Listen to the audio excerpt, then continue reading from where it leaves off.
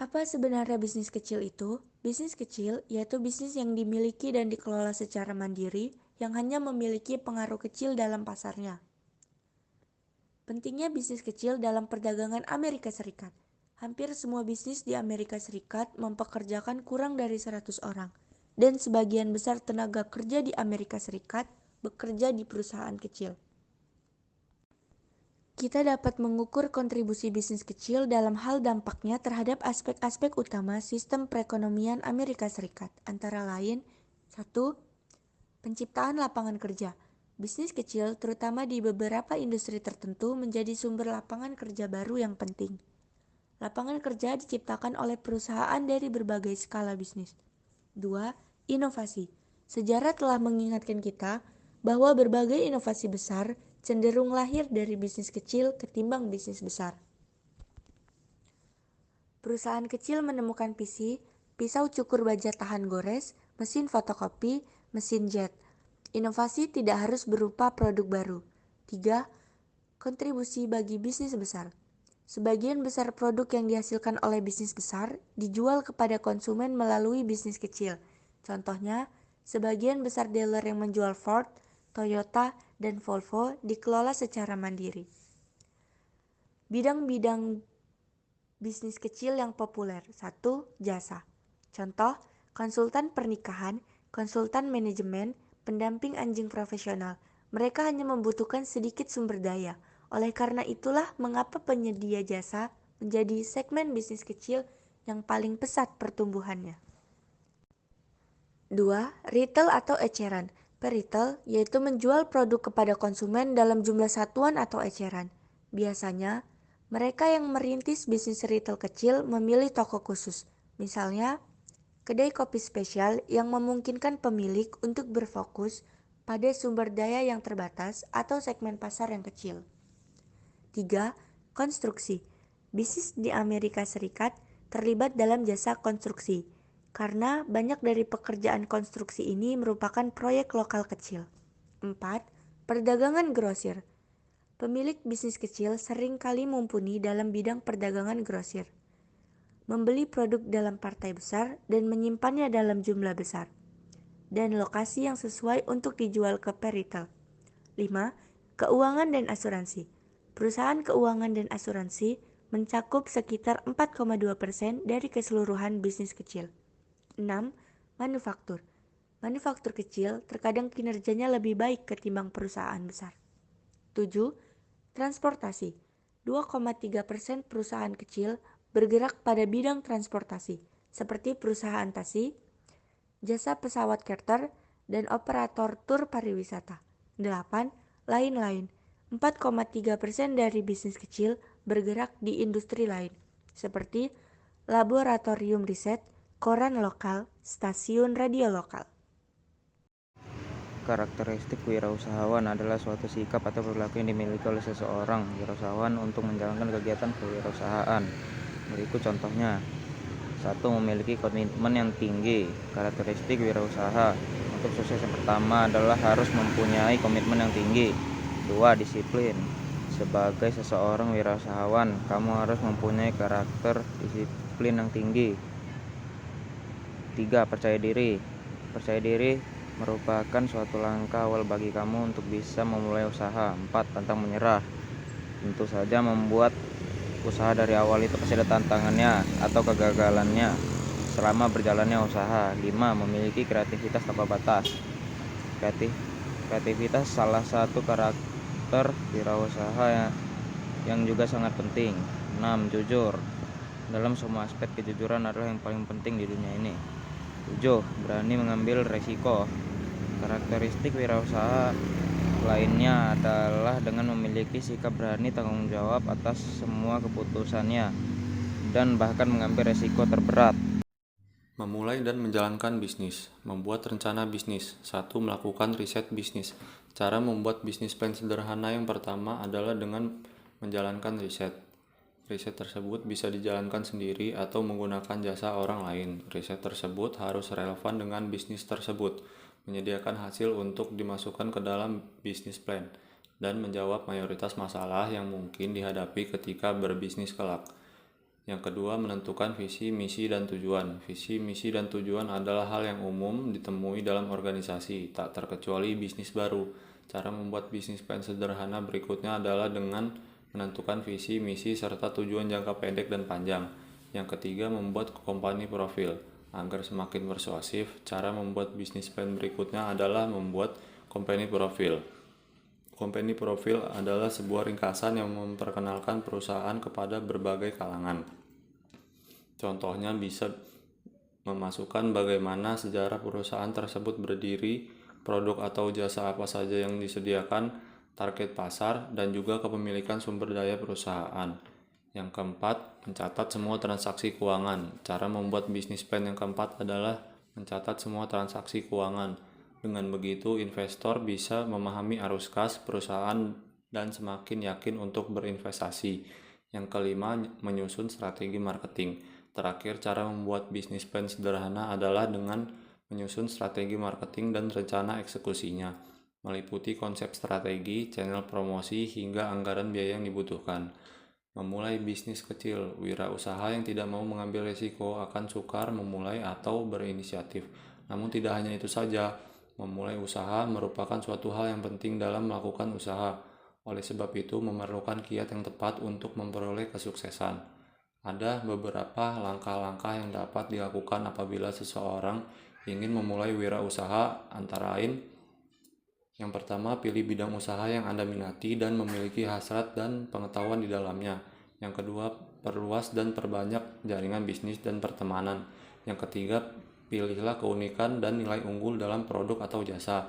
Yang keempat, jaga kredibilitas dan brand image. Yang terakhir, membiayai bisnis kecil. Yang pertama, bisa menggunakan tabungan pribadi. Yang kedua, investor. Yang ketiga, pinjaman saudara atau teman. Yang keempat, pinjaman bank. Tren, keberhasilan, dan kegagalan usaha baru. Tren dalam bisnis kecil perintis. Yang pertama, kehadiran e-commerce. Karena internet memberikan cara baru untuk berbisnis, para wirausahaan yang cerdik menciptakan dan mengembangkan bisnis baru jauh lebih cepat dan mudah dibandingkan dahulu. Perusahaan terkemuka seperti Google, Amazon.com, dan eBay sangat berutang pada internet.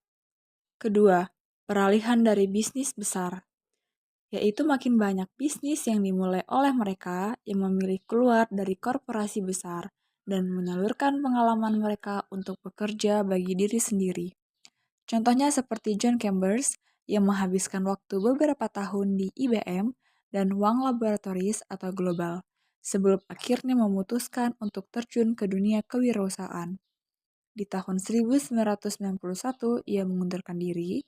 Ia langsung mengajukan diri untuk membantu Kisco yang saat itu masih berupa perusahaan kecil dan belum berkembang. Dan pada saat di bawah kepimpinannya, Kisco menjadi salah satu perusahaan teknologi terpenting dan terbesar di dunia. Ketiga, peluang bagi kaum minoritas dan perempuan. Hampir 8 juta bisnis sekarang dimiliki oleh perempuan dan secara keseluruhan mereka menghasilkan 200 dolar triliun pendapatan dalam setahun. Jumlah bisnis yang dimiliki oleh kaum minoritas pun semakin meningkat. Dari keturunan Afrika Amerika bertambah 60%, dari keturunan Hispanik meningkat 44%, dan dari Asia meningkat 41%. Keempat, peluang global. CEO dari PRT Group, Mellinger, mencari programmer terlatih. Karena di USA sulit mencari programmer, maka Mellinger membuka kantor di Barbados, sebuah pulau di Karibia di mana pemerintahannya membantu ia untuk mencari programmer asing dan mengerahkan berbagai upaya untuk memudahkan bisnisnya. Kini, PRT memiliki pelanggan dan pemasok dari puluhan negara. Dan yang terakhir, kelima, tingkat kelangsungan hidup bisnis yang lebih baik. Banyak orang yang tertarik menguji kemampuan mereka sebagai wirausahaan karena tingkat kegagalan bisnis kecil telah menurun.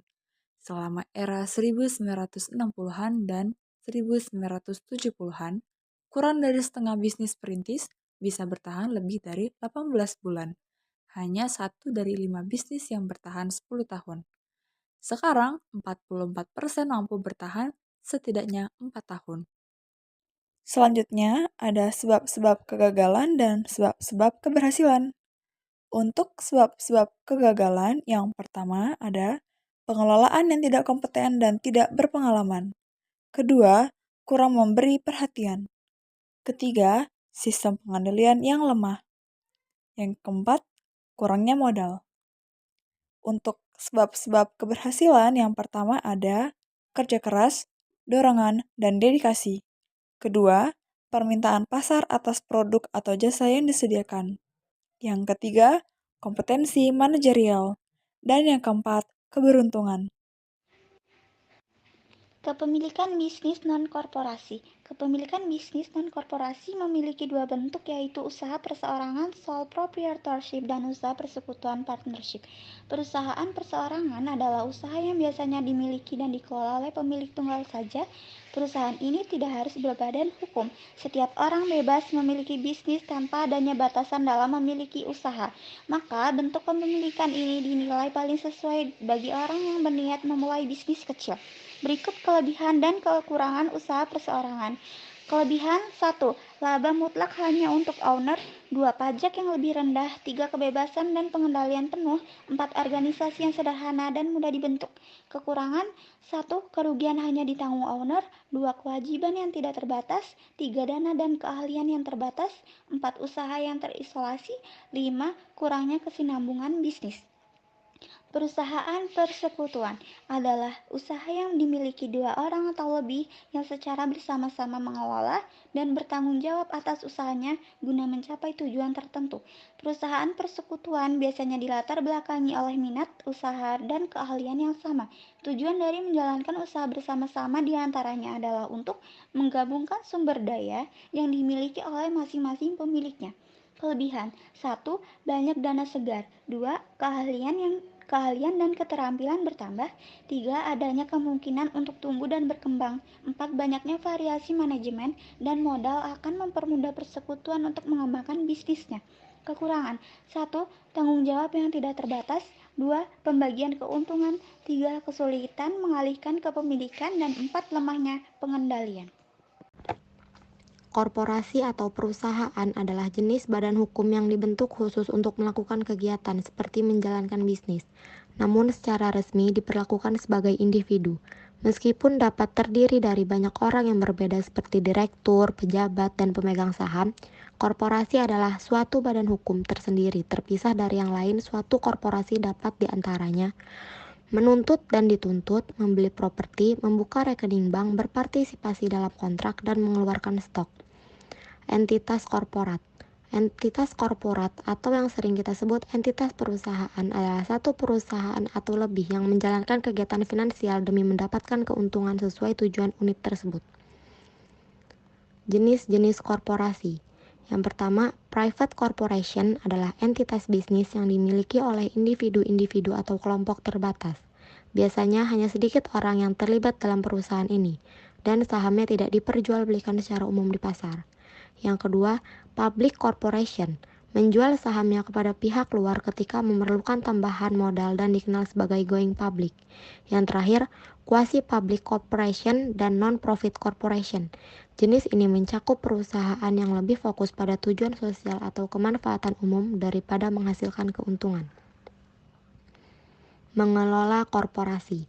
Tata kelola perusahaan atau corporate governance selanjutnya yang disebut sebagai CG merupakan suatu sistem yang dirancang untuk mengarahkan pengelolaan perusahaan secara profesional berdasarkan prinsip-prinsip transparansi, akuntabilitas, tanggung jawab, independen, kewajaran, dan kesetaraan penerapan. Good corporate governance dapat meningkatkan nilai dan mutu suatu perusahaan sehingga perusahaan tersebut dapat menjadi perusahaan yang sehat. Permasalahan kepemilikan korporasi. Baru-baru ini, beberapa permasalahan telah mengemuka dalam bidang kepemilikan saham, antara lain. Merger dan akuisisi ini melibatkan penggabungan dua korporasi atau lebih. Merger dan akuisisi ini juga terjadi ketika dua perusahaan bergabung sehingga membentuk satu perusahaan baru. Yang ketiga, divestiture terjadi karena suatu korporasi menjual suatu operasi bisnis ke korporasi lain. Yang ketiga, spin-off. Melalui spin-off, korporasi bisa menciptakan operasi bisnis baru. Studi kasus nasional. Perlindungan negara terhadap keamanan nasional Indonesia ditinjau dari hukum internasional. Studi kasus penyadapan Indonesia oleh Australia, Dini Lutfah. Abstrak hukum internasional belum mengatur dengan jelas mengenai penyadapan lintas negara pada masa damai. Kalaupun ada pengaturannya sebatas pada saat perang atau konflik, perang terhadap teroris seringkali dijadikan alasan dalam upaya mencari dan mendapatkan informasi melalui komunikasi seluler. Hal ini dilakukan tidak hanya dalam ruang lingkup nasional, namun juga internasional. Namun, alasan perang terhadap teroris akan menjadi tidak relevan jika pengambilan informasi yang diambil adalah percakapan milik pemimpin suatu negara. Dalam hal ini adalah percakapan Presiden Indonesia yang dilakukan penyadapan oleh Australia.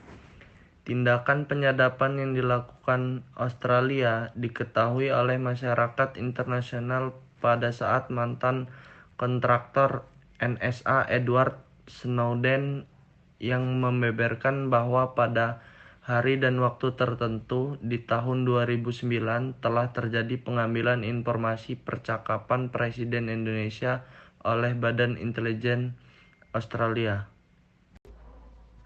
Peneliti selanjutnya akan mencermati penyadapan dari segi tanggung jawab negara yang melakukan penyadapan terhadap negara yang disadap. Hukum internasional mempunyai konsep tanggung jawab negara untuk setiap perbuatan yang dapat diatribusikan kepada badan negara atau bagian negara dan merupakan bentuk dari pelanggaran internasional, maka perbuatan tersebut dapat dimintakan pertanggungjawabannya. Penyelesaian atau permintaan tanggung jawab negara dapat dilakukan melalui jalur diplomasi dengan hubungan bilateral antar negara atau melalui pengadilan internasional. Kernudin, penelitian mengkaitkan dengan keamanan nasional karena informasi sudah semestinya dijadikan dilindungi oleh negara. Keamanan dalam bidang informasi seyogyanya dan seharusnya dijadikan bagian dari keamanan nasional Indonesia.